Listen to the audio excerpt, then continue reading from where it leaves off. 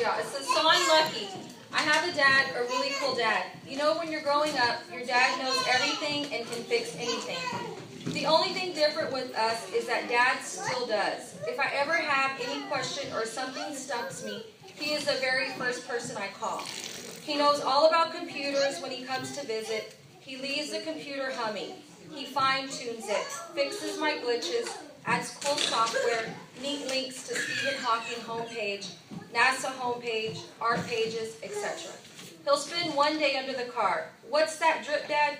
Oh, I had to add fluid to your coolant, your intake manifold was torquing at the wrong pressure, and the timing belt was 1.5 millimeters off killer. Okay, so I got the lingo wrong, but you get the drift, huh? He starts talking about the laws of physics and why evolution is bunk. Do you know about entropy? He'll keep me up on current events. He knows what's going on in politics. I don't. He votes. I usually don't. Bad, bad me. He came to this country legally. He married a citizen, deliberate or not. You be the judge, and learned English in 6 months. Finished high school and went to college. None of that bilingual education for him. He got a higher college degree that I have, even badder me. He's made a couple of color TVs from some company that used to sell kits from a catalog. A real 25-inch color screen TV. You think a kit makes it easy? Try looking in the back of a television. There are thousands of little transistors that all do different things. Figure that out. Above all, I really think my dad taught us great values. He's a Methodist minister, and you think he'd be all preachy, righteous and all. He's not. He's not an extreme liberal, but he instilled in us that God put us on this earth and gave us free will. We can't condemn people who sin. We can't be less forgiving than God because we have no right. Let God be the judge.